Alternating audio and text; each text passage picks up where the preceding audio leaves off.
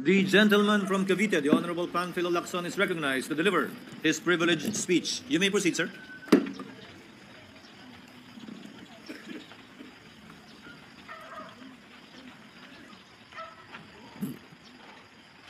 Thank you, Mr. President.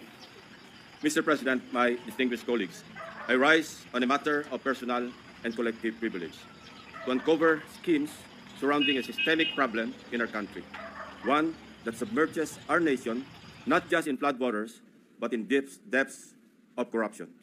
In the course of our research and investigation, we encountered several words. Their meanings we could not find in the dictionary. So we looked somewhere else. Alas, we found them in the corruptionary. We have a saying, a leaky roof today is a ruined home tomorrow. Thankfully, President Bongbong Marcos himself has taken decisive steps to plug the leaky roof as a determined follow-through on his striking rebuke and appeal to conscience with his resounding admonition, mahiya naman kayo. Wasting no time after his stern warning during the last SONA against those who misuse public funds, Malacanang established and launched the Sumbong sa Pangulo website last week. I commend and sincerely thank the President for this open source website.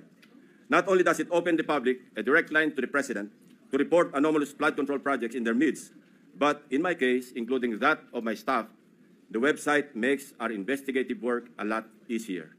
For one, the coordinates that the website provides showed us a faster way to find shady, even ghost projects. Last week, the President took aim. Today, I am pulling the trigger. Para sa ating mga kababayan, nakatutok ang aking presentasyon sa araw na ito sa mga flood control projects pa lamang. Hindi pa rito kasama ang iba pang mga infrastructure projects na punong-puno rin ng anomalya. Isa-isahin natin ang mga impormasyong aming nakalap sa mga nakalipas na linggo mula sa aming sariling pag-aaral at pagsasaliksik, na suportado ng mga impormasyon mula mismo sa mga DPWH officials at insiders, pati ilang contractors, kasama na rin ang open sources. Una, ang kalakaran ng ilang mga kontratista at mga kasabwat nila sa gobyerno na sa paghahati-hatian ng pondo, kasama na rin ang mga termino o codes patungkol sa kanilang modus. Pangalawa, ang mga palpak na proyekto dahil sa paggamit ng substandard na materyales, kasama na ang mga kontratistang nasa likod nito. Pangatlo, ang mga proyektong lantarang inaangkin bilang congressional insertions. Pangapat, ang patuloy na pagbaha sa iba't ibang lugar na narating namin kahit taon-taon ay paulit-ulit na binubuhusan ng bilyon-bilyong pondo. At ang pinakahuli, ang mga tinatawag ng Pangulo na guni-guni o ghost projects na aming nahukay. For over 15 years, from 2011 to 2025, we appropriated more than 1.9 trillion pesos for flood control management program under the budget of the Department of Public Works and Highways alone. Sa loob lamang ng 3 taon, mula 2023 hanggang 2025, higit 1 trillion pesos ang ating inilaan sa ilalim ng 3 naipasang budget measures para sa flood control. Halos 53% ng kabuuang pondo sa loob ng 15 taon. When we are speaking in trillions of pesos, we should expect our streets and low-lying communities to be flood-free when the rains pour.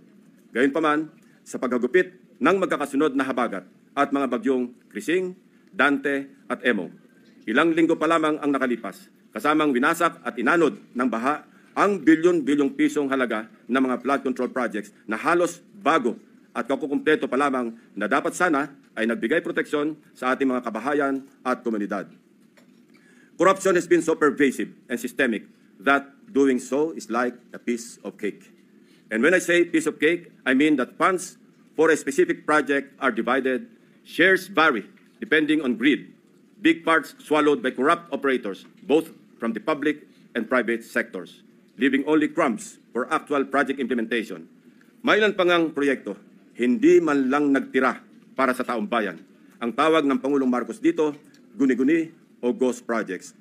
Mr. President, let me illustrate an example of the pie sharing in a severely corrupted project. Nais kong bigyan diin na hindi ito representasyon ng lahat ng kalakaran sa flood control projects sa buong Pilipinas. While the pillaging pattern is relatively the same, the pie sharing varies depending on the level of greed. Ihiwalay muna natin ang mga regular o legal na buwis at insurances na automatic na binabawas sa mga proyekto. 5% value-added tax, 2% withholding tax, 1% para sa bonds and insurances, at 1% materials testing. Ibawas na rin natin ang allowable contractor's profit na 8 to 10%. Halimbawa, sa 100 million piso na pondo para sa flood control project, kung ibabawas ang maximum allowable deductions, nasa 82 million ang matitira para sa proyekto. Pero hindi pa rito nagtatapos, Mr. President. Kakatayin pa ang budget para sa mga lagay, commissions, SOPs, at iba-iba pang terminong binubuo para sa shares ng mga korap. Sa mga halos magkakaparehong impormasyon na aming nakalap, ganito kagarapal ang sistema sa hatian ng isang maanumalyang proyekto. 8 to 10% para sa mga opisyal ng DPWH. Swerte na daw kung pumayag ang district engineer na 6% lamang ang parte niya. May extra 2 to 3% pa na parte ang district engineering office kung may sosobra sa contractor's profit.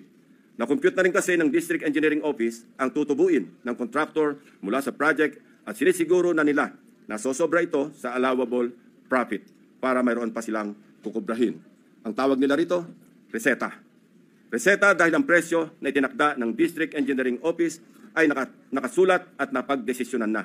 Parang gamot, Mr. President, lulunukin na lang ng contractor. 5 to 6% para sa mga miyembro ng Beach and Awards Committee or BAC. 0.5 to 1% para sa COA. Mr. President, meron pa ngayon tinatawag na passing through or parking fee na aabot sa katumbas na 5 to 6% ng pondo. Ito ang tinuturing na royalty, ang tawag sa lagay na ibinibigay sa politikong may kontrol sa distrito kung saan i-implementa o itatayo ang proyekto. Lo and behold, Mr. President, 20 to 25% ang karaniwang napupunta sa funder o project proponent na politiko. Mr. President, ang matitirang pondo para sa pagpapatayo ng proyekto ay napakaswerte ng umabot sa 40% o 40 million pesos alisunod sa ating halimbawang 100 million pisong pondo para sa proyekto. Mr. President, there is an evident pattern of this nasty distribution of public funds among crooks. Ito ay base sa mga case studies na aming pinuntahan at masusing inimbestigahan sa iba't ibang dako ng bansa, partikular sa issue ng flood control. Hindi na namin isinama sa aking presentasyon ang mga naikutan at ibinunyag na ng Pangulo. Ang malinaw na malinaw. Halos pare-pareho ang pattern kung paano minamasaker ng mga kawatan ang pondo ng bayan. Nauna na po itong iniulat ng ating Pangulo noong nakarang linggo. Nang banggitin niya ang mga items na pare-pareho ang contract cost sa kabila ng pagkakaiba-iba ng specs, disenyo at haba ng proyekto. Panoorin po natin ang video. Pag sinabi, may 50 project, pare-pareho, 150 million lahat. Pare-pareho lahat. Imposible yan. It is impossible for one barangay, even if they are the next barangay, to have the exact same project to the exact same amount with the exact same contractor. Imposible yan. Sa parlance po na ang nakakaalam lamang ay ang mga kasali sa gulangan sa pondo. Ito po ang tinatawag na distinct. Distinct ang mga budget items na makikita sa General Appropriations Act at awarded contracts na may pare-parehong halaga para sa magkakalapit man o magkakalayo na proyekto. Distinct dahil ayon sa aming mga informants sa loob ng DPWH at kinumpirma ng ilang contractors, coded na budget ito para mayroong pagkakakilanlan ang mga quote-unquote may-ari ng proyekto. Para sa mga nakakaunawa, ang ibig sabihin po ay akin yan. Sa Bulacan First Engineering District na pinamumunuan na magkasunod na tinanggal sa pwesto na sina dating District Engineer Henry Alcantara at ang pumalit sa kanya na si Bryce Hernandez. Napag-alaman naming talamak ang ganitong kalakaran. Bakit?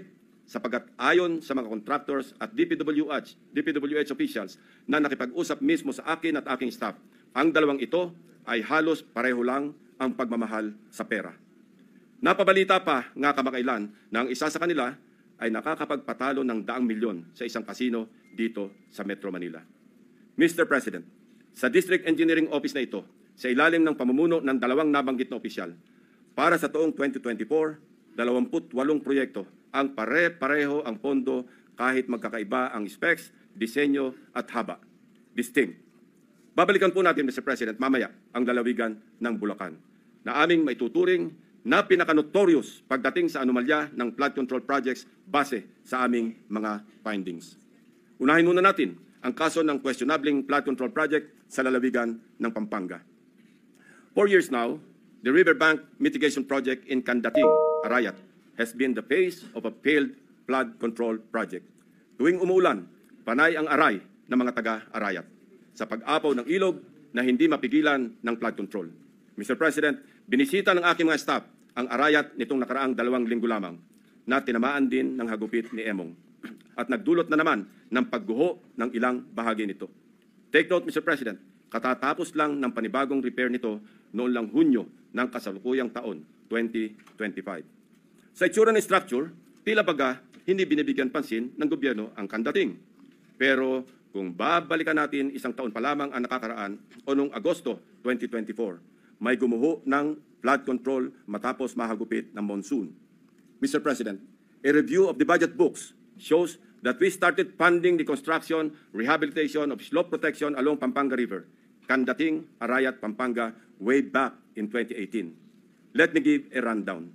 In 2018, we already spent 20 million pesos on a project for the construction, rehabilitation of slope protection along Pampanga River, Candating section, Arayat. Kalaunan, nasira. Since then, it has become a cycle, Mr. President. We used the people's tax money to repair it in 2023 for a contract price of 91.6 million pesos. It was repaired again by another year's tax money in 2024. This time, not once, but twice, 91.8 million for phase 1 and 91.4 million for phase 2. Take note, 20 million pesos lang ito sa una at original construction. If the original construction cost was only 20 million pesos in 2018, why did the repair cost balloon to 350% or 91 million in 2023 and another 183 million pesos in 2024 or an overall increase of 815%? Aba, at nawili na ang funder ng Edmari Construction na siyang palaging nananalong contractor sa Candating, Arayat, Pampanga noong 2023 at 2024. Naglagay pa ulit ng 100 million pesos ngayong taon. Buti na lang, pinigil ng Malacanang ang pag-release ng pondo. Distinct then, but in a very distinct way. As I mentioned earlier, all of these were awarded to the same mighty contractor, Edmari Construction and Trading. In total, Edmari bagged 274.8 million pesos in taxpayers' money for the rehabilitation and repair of Candating na tila hindi nagsasawa sa repair. Hindi lang po yan ang issue ng Edmari. How can this contractor, with an unusual share of controversies, including being delisted as DHSUD builder in 2023, be trusted to rebuild its own consistently collapsing project, which has evidently come with great cost and loss to the government? Paulit-ulit ang pag-repair, ngunit ganito pa rin ang kalagayan sa Candating, Arayat. Arayat ko po. Mr. President, magtungo naman tayo sa Hilagang Luzon, partikular sa probinsya ng La Union, kung saan matatagpuan ang Bawang River Basin, na kung saan matindi ang congressional insertions. Sa tulong ng mga concerned groups and individuals, napansin namin ang bilang ng flood control projects na bagamat wala sa National Expenditure Program noong 2024, ay biglang tumubong parang kabute sa General Appropriations Act ng nakaraang taon. Halimbawa, ang construction of flood control structure along Bawang River Basin. 2 items lamang na may tig 50 million pesos ang nakalaan sa bahagi ng Nagilian.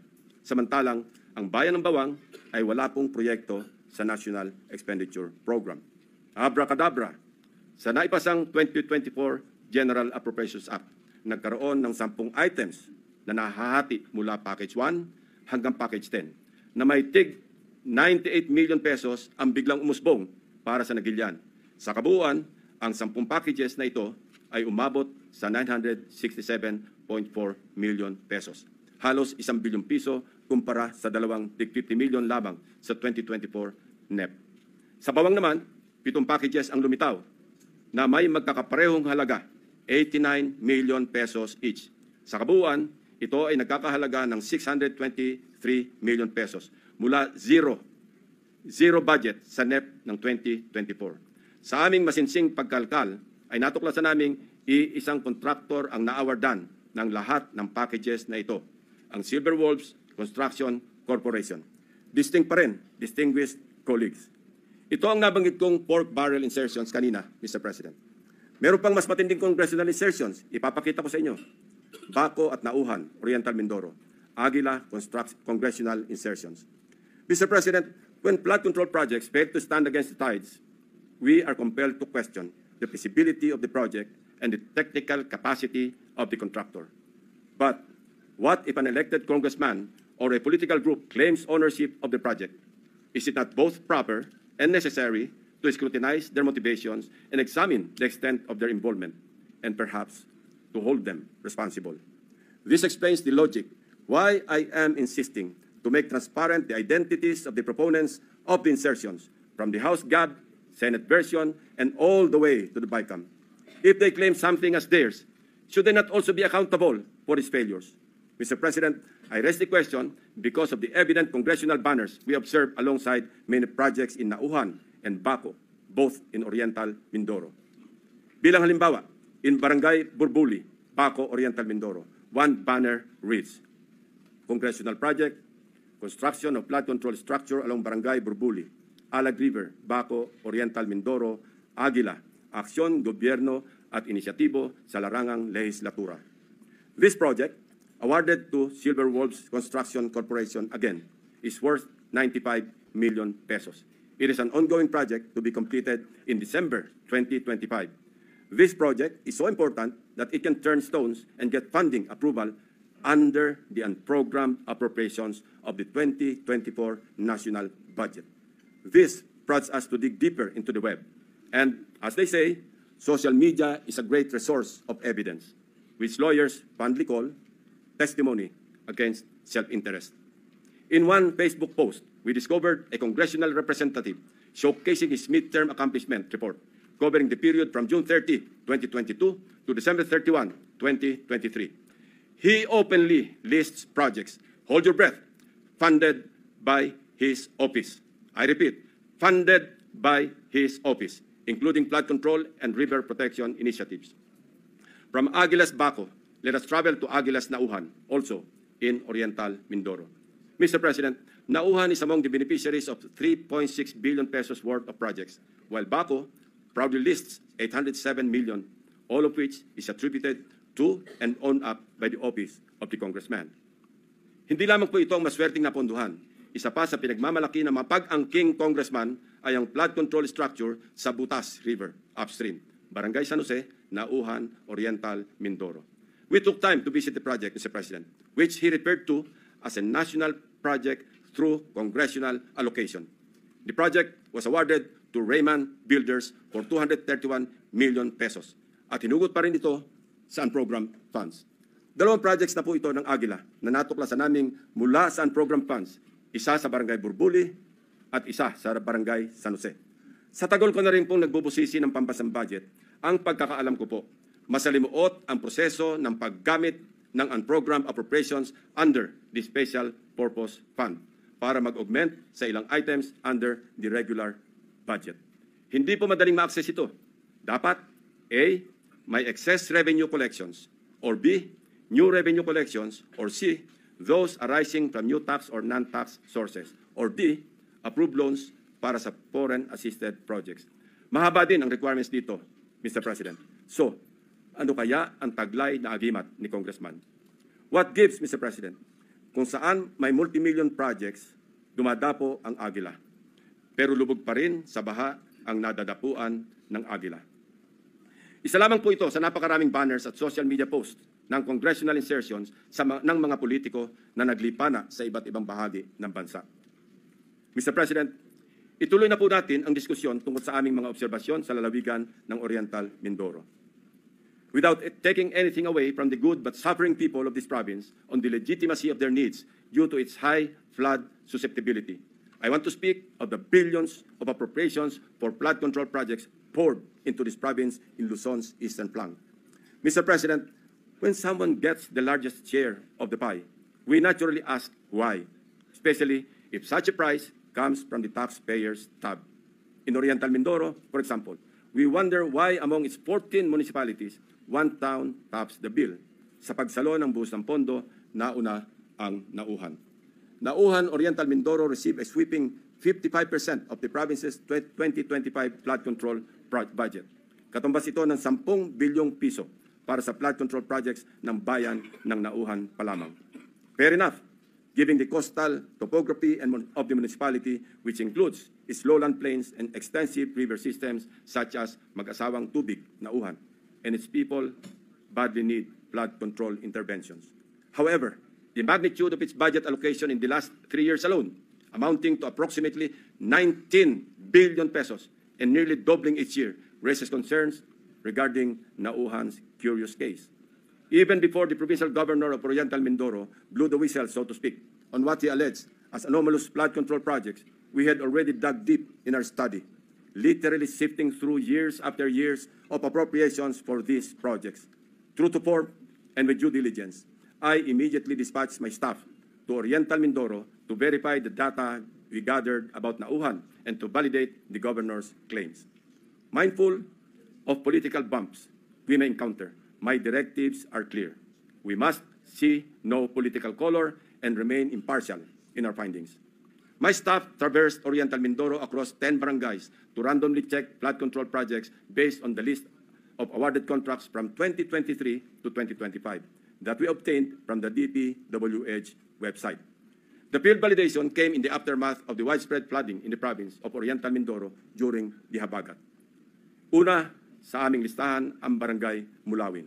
Sa 70 barangay ng Nauhan, Oriental Mindoro, ang Barangay Mulawin ay nakakuha naman ng 1.9 billion pesos. Sino kaya ang makapangyarihang funder sa Barangay Mulawin? We scoured the budget books from the National Expenditure Program, the House GAB, Senate version, and GAA, as well as the DPWH awarded contracts in Barangay Mulawin. Of the 1.9 billion pesos fund for 8 flood control projects, only 810 million pesos for 3 projects was included in the President's budget or NEP. The remaining 1.1 billion was inserted, I repeat, was inserted in the House version, Mr. President. Rightly so.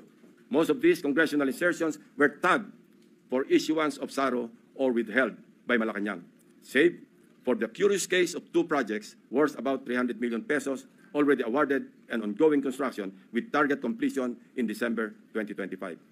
Mr. President, sa buhos ng budget sa barangay na ito, inaasahan natin na may proteksyon na ang mga residente ng Mulawin mula sa baha dulot ng bagyo.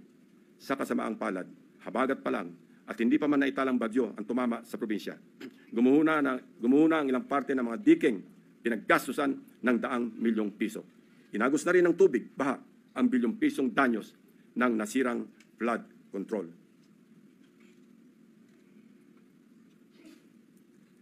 Ito mismo ang parehong barangay na gustong inspeksyonin sana ni Governor Dolor noong nakaraang Sabado lamang, kung saan napabalita ang pagharang sa kanya ng security personnel sapagkat ayon daw sa kontraktor ng proyekto, kinakailangan ng written approval mula sa DPWH bago makapasok ang sinuman sa construction area. Mabuti na lamang, napuntahan na rin po ng aking team ang di umano'y restricted area na ito noong unang linggo pa lamang ng Agosto. Sa mismong, actually pinagbawalan din ang aking staff na lumapit sa proyekto. Pero sapat na ang kuha ng aming drone upang makita ang mga depekto ng construction dito, na halatang gusto ng naturang kontraktor na isikreto dahil sa ginagawang paghahabol upang kumpunuhin at remedyohan ang palpak na proyekto at mapagtakpan ang kanilang kapalpakan. We are willing to submit our drone shots and other pieces of evidence to assist in the investigation and prosecution of those involved in these anomalous projects. Mula sa aming sariling footage, kitang-kita ang mga bahagi ng road dike na ginawa noong 2024 na gumuho. Ang nakikita niyong flood control project ay nagkakahalaga ng 204.8 million pesos na base sa official record ng DPWH ay completed project na nito lamang Pebrero 2025. Halos 3 buwan pa lamang ang lumipas, Mr. President. Gayunpaman, kabago-bagong proyekto, gumuho na agad ang dike dahil sa nakaraang bagyong Krising, Dante at Emong. Kasama ang lagpas 200 milyong pondo na inalaan dito. Sa kahabaan pa rin ng Bukayaw River, natagpuan naman namin ang isa sa mga congressional insertion na nagkakahalaga ng 137 million at inaasahang matatapos ngayong Disyembre. Kasabay ng hagupit ng habagat, inanod na rin ang malaking bahagi ng binubuong dike. We heard grim stories about why these structures fall easily. From the improper embankment mix of gravel, sand, and stones, sheet piles cut in half, and lower-grade reinforcement steel bars. Tinipid, sinadyang minali, at shortcut ang pagkagawa. Sad reality, Mr. President, is mayroon na rin silang standard para sa substandard. We go to another top-billing barangay, Barangay Tagumpay. Barangay Tagumpay, still in Auhan, is another case of flood control. Sa taong 2023 at 2024, halos abot kamay na ng mga taga-Barangay Tagumpay ang Tagumpay na layunin nitong maging ligtas sa mga pagbaha dahil sa halos 2.55 billion piso na pondong nilaan dito. Binubuo ito ng 10 proyekto sa paggawa ng road dike sa mag-asawang Tubig at Bukayaw River. Sa ulat ng gobernador na bineripika ng aking mga staff, ang mga bahagi ng bilyones na proyektong ito, 2 beses na pong nasira ngayong taon. Ang pinakamalala nitong nakaraang bagyong Emong.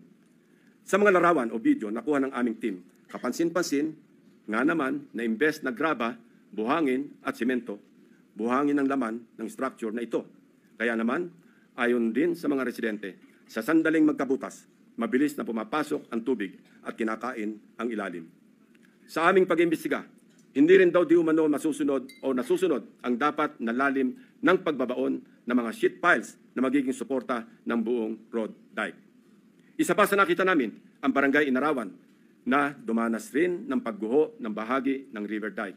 Sa aming pagsisiyasat, isa ang barangay na ito sa pinakamaraming buhos ng proyekto noong 2023 at 2024. Tumabo po ito ng 1.764 billion piso para sa construction ng road dike sa kahabaan ng mag-asawang Tubig. Sa lahat ng proyektong nilaan sa Barangay Inarawan, tanging ang SunWest Incorporated ang nakakopo ng mga proyekto. Ito ang kontraktor na una na nating narinig sa ulat ng Pangulo bilang pangwalo sa mga kontratistang nakakuha ng pinakamarami at pinakamalaking kontrata sa flood control.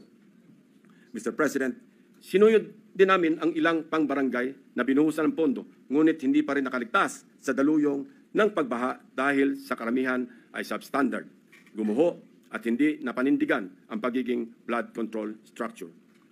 Ilan sa mga ito ang mga sumusunod na ipapakita natin. Sa Barangay Pinagsabangan 2, higit 228 milyong piso ang pondong nilaan, pero ang reklamo ng mga residente, putol-putol ang paggagawa ng river control. Malaking bahagi rin ito ang gumuho ng nagdaang habagat. Sa Barangay Melgar, nirereklamo ng mga residente ang mababaw na pagkakabaon ng mga bakal sa ginagawang dike. Sa taong ito, 3 coastal road shore protection ang itinatayo na ang suma total ay papalo sa halos 693 milyong piso. Sa Barangay Arangin, mayroon ding ongoing projects na nagkakahalaga ng 109 million, ngunit hindi pa man tapos ay nasira na ulit dahil sa habagat. Mr. President, for 3 years, 19 billion na pondo ang ibinuhos para sa flood control sa Nauhan. Umaapaw ang pondo pero lubog pa rin sa baha ang mga nauhenyo. Ano nangyari, Mr. President? Kaninong mga bulsa inanod ang buwis ng taong bayan? Kung sa Oriental Mindoro gumuguho ang mga proyekto, mamaya po, Mr. President, ipapakita namin ang mga lugar naman na walang makikitang gumuguho. Hindi dahil sa matitibay ang paggagawa, kundi dahil hindi talaga maaaring gumuho ang guni-guni o ghost projects. Mr. President, sa kalapit barangay, sa Barangay Apitong, isa sa mga proyektong matyagang hinanap ng aking team ay ang construction of road dike along mag-asawang Tubig River, Sitio Dique, Barangay Apitong, Section, Nauhan, Oriental, Mindoro, na na-award sa Elite General Contractor and Development Corporation. Ang halaga ng kontrata, 192.99 million pesos. Ayon sa dokumentong ito, mula sa DPWH website, completed na po ito. Ngunit, nang puntahan ng aking team, wala po silang nakitang proyekto sa Sitio Dique. Ayon din po sa pahayag ng mga residente, wala pong flood control na ginawa noong nakaraang taon sa kanilang sitio. Ang alam lang nila, mayroong gagawin pa lamang ngayong 2025. Nasaan ang halos 193 million na pondo sa Sitio Dique noong 2024? Eksakto ang lokasyon na aming pinuntahan sapagkat consistent ito sa coordinates na nakalathala sa DPWH at sa sumbong sa Pangulo website. Guni-guni o guni-guni? Mr. President, distinguished colleagues, tuloy-tuloy na po tayo sa usapang guni-guni sa mga proyekto sa lalawigan ng Bulacan. Nasabi ko nga kanina, ay ang pinaka-notorious sa aming mga case studies na sa ulat na rin ng mga taga DPWH officials at insiders at ilang contractors ay minumulto ng humigit kumulang 30 guni-guning proyekto. Una sa aming pinuntahan, ang siyudad ng Malolos, kung saan kitang-kita ang labis na pagbaha sa kabila ng una ng napaulat na buhos ng pondo sa probinsya. Isa sa aming binisitang proyekto ng aking teams sa Barangay Calero ay ang Construction of Riverbank Protection na may kontratang nagkakahalaga ng 77 million pesos. Ang kontraktor nito, base sa record, ay Wawaw Builders at tag as completed as of October 2024. Gamit ang coordinates sa sumbong sa Pangulo website, madali naming natunton ang lokasyon ng proyekto. Inabutan po namin ang flood control structure na ayon sa mga residente ay sinimulang gawin ngayong taon, 2025 lamang. Ibig sabihin po, ang pondo nito ay nasa taong 2025, hindi 2024. Sigurado kami sapagkat iba ang contract ID nito base sa DPWH billboard na inyong nakikita sa screen. Kinumpirma din po ng mga residente na walang flood control project na ginawa sa lugar noong 2024. Ang malaking tanong, ano ang riverbank protection structure na pinondohan at sinasabing completed dito? Ito po bang nakikita nating puting pader sa screen? Pader nga po yan, Mr. President. Perimeter fence ng subdivision. Mr. President, sari-saring gimmick, makapandaya lang ng milyones sa kaban ng bayan. Magtungo tayo sa susunod na barangay, Mr. President. Lula ng bangka, binagtas ng aking mga staff ang barangay Babatnin upang hanapin ang riverbank protective structure na pinondohan noong 2024. Ito ay nagkakahalaga ng 77 million pesos ulit na nakuha naman ng Darcy and Ana Builders. Mayroong flood control project na kumpirmado rin sa mga online videos na nahanap namin. Ang siste, hindi po ito ginawa noong 2024. 2018 pa po, Mr. President. Pinondohan din ito noong 2021, 2023 at 2024. Ayon sa mga residente, ang huling pagsasaayos dito ay nangyari noong 2023 na substandard din ang pagkakagawa. So, kanino napunta ang inilagak na pondo sa ilalim ng 2024 national budget para sa proyekto na ito? Paulit-ulit ang pagpopondo kahit gawa na. Bagong style ito, Mr. President. Ilan pa kayang flood control projects ang ganito? Ang kontraktor nito na Darcy and Ana Builders. Nagmimistulang multo rin. Bakit kanyo? Base sa mga dokumento ng kumpanyang ito. Ito ay isang negosyo na rehistrado sa ilalim ng sole proprietorship at may address sa Cardona, Rizal. Sa pamamagitan ng simpleng pag-search sa Google Map, ay madaling makita ang gusali kung nasaan ang nasabing negosyo. Subalit, nang puntahan ng aking team ang address, ang kanilang inabutan ay gym at e-payment store sa halip na construction company. Wala na rin ang signage ng Darcy and Ana Builders na dating nakakabit sa building. Maya-maya, ipapakita pa namin ang mga natuklasan naming proyekto na gawa o dapat ginawa ng nawawalang Darcy and Ana Builders. Sinunod din po natin ang ilang barangay sa Hagonoy, Bulacan, na hanggang ngayon ay lubog pa rin sa tubig baha, Mr. President. Gamit ulit ang sumbong sa Pangulo website, hinugot namin ang exact grade coordinates ng proyektong aming nakita para tiyakin na sakto ang lokasyon kung saan tayo napadpad. Mr. President, the first subject project was in Barangay Carillo, Hagonoy, Bulacan, supposedly completed on April 19, 2024. It was awarded to Darcy and Ana Builders and Trading for a sweeping price tag of 77.199 million pesos na naman. Mr. President, gusto po ba ninyo makita ang itsura ng isang 77.199 million pesos worth na riverbank protection structure? Tingnan po natin. Nasaan na nga ba? Ewan ko, Mr. President, dahil wala tayong makita. Kahit ano pang suyod ang gawin namin, hindi namin makita o mahagilap ang flood control project ng Darcy and Ana Builders. Hello, Darcy. Ang Ana and Ana, nasaan ng flood control? Tumawid naman tayo sa Barangay Abulalas, sa bayan pa rin ng Hagonoy. Silipin natin ang tatak Darcy and Ana Builders Flood Control Project. Sinuong ng aking team ang baha sa Barangay Abulalas, Hagonoy para hanapin ang proyektong Construction of Riverbank Protection Structure mula sa Darcy and Ana na nagkakahalaga ng 77.199 million pesos na naman. Ito po ang tumambad sa amin, Mr. President. Nakikita niyo po ba ang pagkakatayo ng flood control structure? Hindi niyo po talaga makikita, my dear colleagues. Guni-guni lang kasi ang flood control structure o riverbank protection kung saan dapat nakatayo ang Darcy and Ana project. Iba rin ang kaso sa Barangay Iba. Tinungo namin ang proyekto Riverbank Protection Structure sa Barangay Iba ng Wawaw Builders na natapos na dapat noong Oktubre 2024. Ang presyo ng proyekto, 77.199 million pesos na naman. Pagdating ng aming team sa exact coordinates, mayroong kasalukuyang tinatayong istruktura. Ang bonus, may kasama pang pumping station. Pero ang ginagawang proyekto, hindi ang Wawaw Project. Sa mismong lokasyon, kung saan dapat nakatayo ang Wawaw Riverbank Protection, ang nakabalandrang contract ID ay ang ongoing project ng isang Third Star Builders Contractors para sa flood mitigation structure with pumping station and floodgate na ang presyo ay papalo sa 92.54 million pesos. Mr. President, nawawala ang Wawaw Project at mukhang gusto pang pagtakpan ang ghost project na ito kaya nagmamadaling magtayo ng bagong struktura sa eksaktong project location kung saan dapat matagal nang may flood control. Wawaw ang binisita, Third Star ang dinatnan. Wawaw ang hinanap, Third Star ang natagpuan.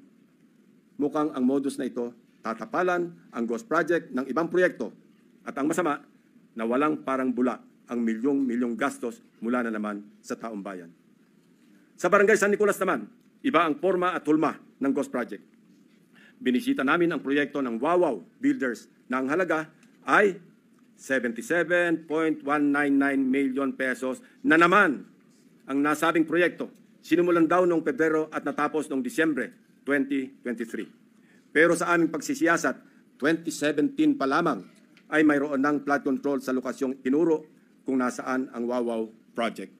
Makikita rin sa historical imagery ng lugar na walang nabago simula pa noong 2017. So, anong tinayo ng Wawaw Builders noong 2023? Eh di wala.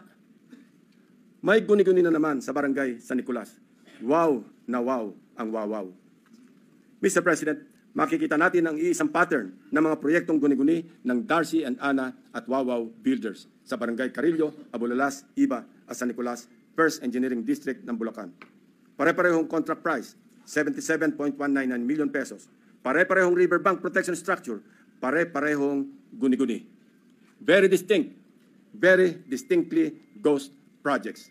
Ang mga taong nasa likod ng scheme na ito or scam na ito ang dapat ipinangpupukpok sa pagbabaon ng mga seat files. Hindi ito kababalagan, Mr. President. This is well orchestrated by an organized network of people who abuse their power. May isang grupo sa loob ng First District Engineering Office ng Bulacan na kilalang sindikato ng mga substandard at ghost projects. Ang kanilang modus, manghihiram ng lisensya sa mga suki nilang contractors. Gamit ang lisensya ng contractors, sila na ang mag-implement ng proyekto. O kung hindi man, magpoproseso ng mga dokumento para lumabas na completed na ang mga ghost projects. My office is willing and ready to provide the names of the members of this well-organized syndicate inside the Bulacan First District Engineering Office, including probable witnesses to testify against them if and when the appropriate authorities will open a formal investigation into these morally wicked schemes to defraud our people of their hard-earned taxpayers' money. For the information of the body, inikot at siniyasat din po namin ang ilang mga proyekto sa Kabikulan, Davao Peninsula, Western Visayas at Central Mindanao. Kasalukuyang ginagawa pa ang validation ng aming findings para sa mga susunod na investigasyon. Mr. President, my distinguished colleagues, we all heard President Marcos Jr. in his rare, exasperated, confrontational tone during his fourth SONA last July 28. Pinalakpakan natin siya ng malakas nang sabihin niya sa ating harap-harapan sa plenaryo ng Batasang Pambansa, mahiya naman kayo.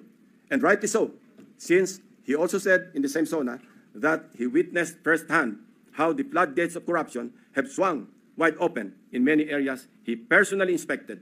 He saw defective flood control projects, obviously built with substandard materials or not built at all, wasting hundreds of billions of pesos in taxpayers' money, drifted away and down the drain.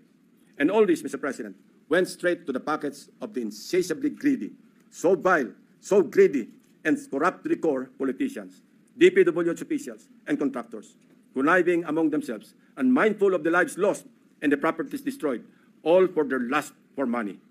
This humble representation just confirmed with sordid details what President Marcos announced in the launching of the Sumbong sa Pangulo website, which greatly helped us in tracking and monitoring the status of the non-existing but fully paid flood control projects.